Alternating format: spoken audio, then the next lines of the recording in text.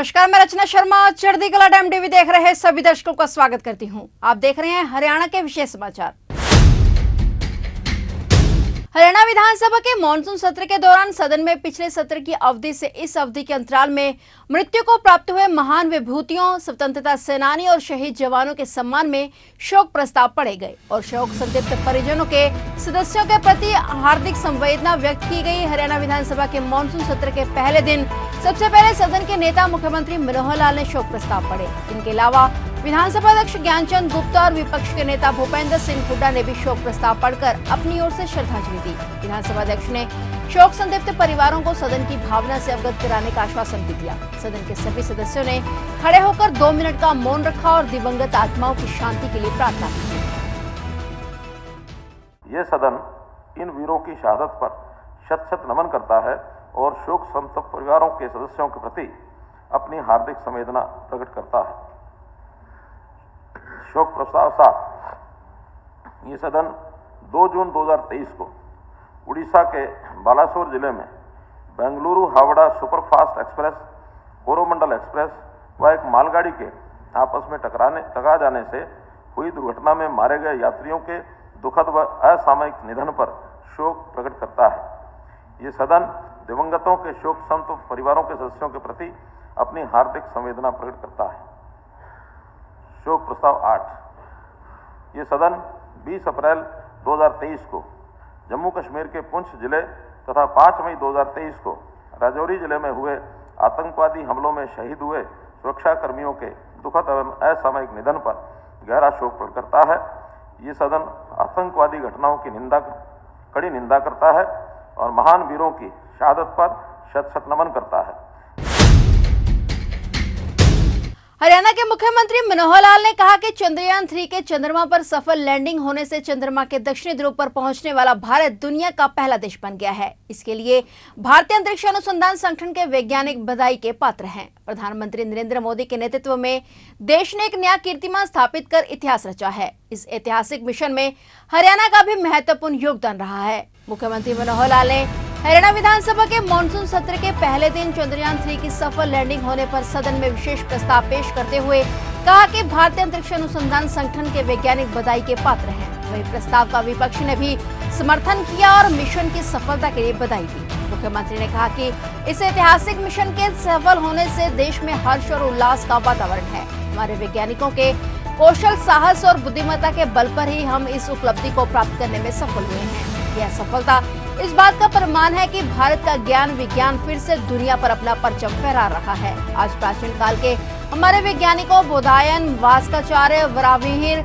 आर्यभट्ट, कन्नाड, चरक आदि की आत्माएं प्रफुल्लित हो रही होंगी। मुख्यमंत्री ने कहा कि मिशन चंद्रयान 3 की सफलता में हरियाणा का भी योगदान रहा है। इस मिशन में रोहतक में बने हुए नट बोल्ट और रेवाड़ी में बनी हुई स्पेशल केबल का प्रयोग किया गया है। इस मिशन के वैज्ञानिक दल में शामिल अंबाला के आरुषि सेठ, भिवानी के देवेश ओला और हिसार के यज्ञ मलिक ने सराहनीय योगदान दिया है। उन्होंने कहा कि देश को इस तरह की ऐतिहासिक उपलब्धि के लिए गौरवान्वित होने के अवसर देने के लिए हम विजनरी प्रधानमंत्री नरेंद्र मोदी का हार्दिक अभिनंदन करते हैं। उन्होंने हर पल वैज्ञानिकों का मनोबल बढ़ाया है और उन्हें प्रोत्साहित और प्रेरित किया है। उनके कुशल नेतृत्व में भारत अंतरिक्ष अनुसंधान के क्षेत्र में अपनी अलग ही पहचान बना रहा है।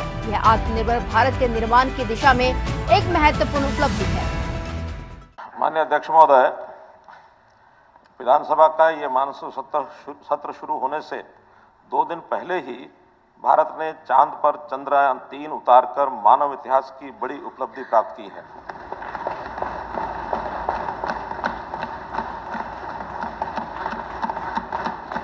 चंद्रयान 3 की सफल लैंडिंग से भारत चांद के दक्षिणी ध्रुव पर पहुंचने वाला दुनिया का पहला देश बन गया है।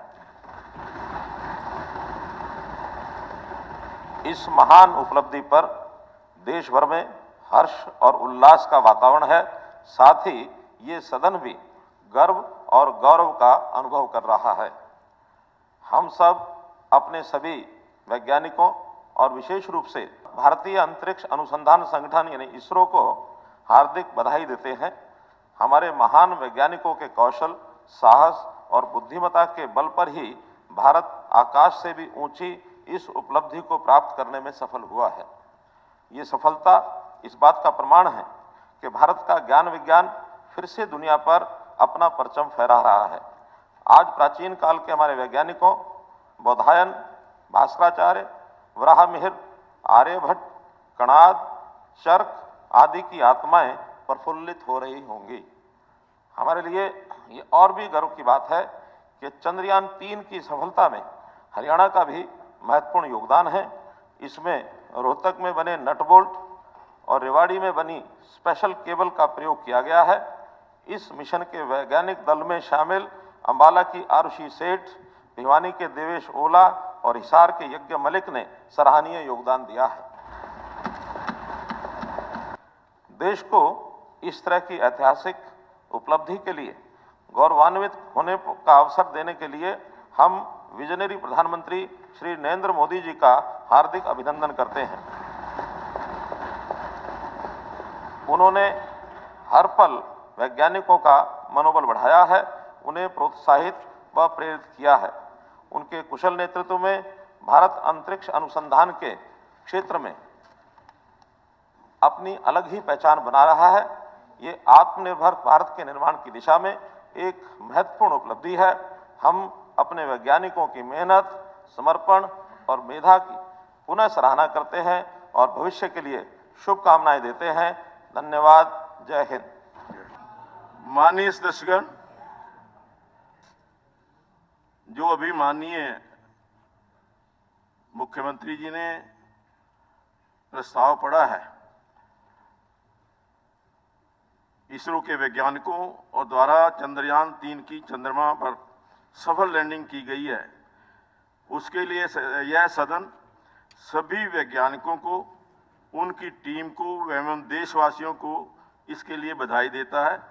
भारत तो विश्व में ऐसा पहला देश हो गया है जिसने चंद्रमा के दक्षिणी छोर पर चंद्रयान की सफल लैंडिंग करवाई है। यह सदन हमारे माननीय प्रधानमंत्री श्री नरेंद्र मोदी को भी उनके कुशल नेतृत्व में जो भारत ने यह सफल कार्य किया है, इसके लिए उनको भी बधाई देता है।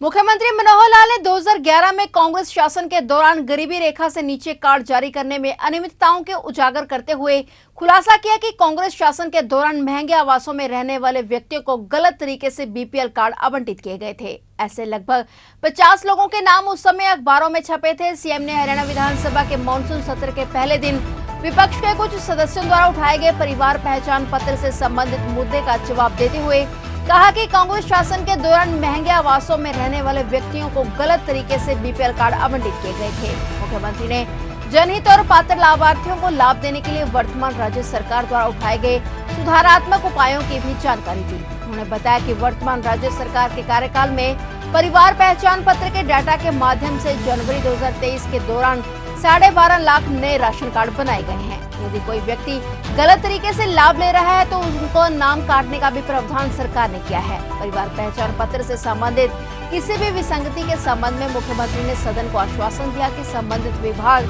सक्रिय रूप से सुधार प्रक्रिया में लगा हुआ है। यदि किसी नागरिक के डाटा में कोई कमी है तो वे आवेदन करके उसे ठीक करवा सकते हैं। पारदर्शिता और जवाबदेही के प्रति एक बार फिर अपनी प्रतिबद्धता दोहराते हुए सीएम मनोहर लाल ने आश्वासन दिया कि यदि परिवार पहचान अथॉरिटी से संबंधित नियमों को पहले सदन में पेश नहीं किया गया है तो इसी सत्र के आगामी 2 दिनों के भीतर नियमों को सदन में पेश किया जाएगा। उन्होंने कहा कि किसी भी अधिनियम के बाद नियम बनाना प्रशासकीय व विधान कार्य है।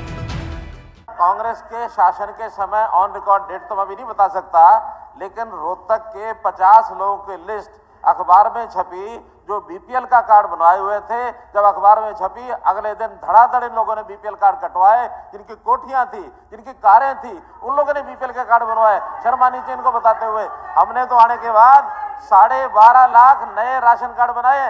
12.5 लाख नए राशन कार्ड, और वो जनवरी 2023 में 12.5 लाख ऑन रिकॉर्ड है। लेकिन अगर कोई गलत ले रहा है उसके काटने का भी प्रावधान उसमें किया है।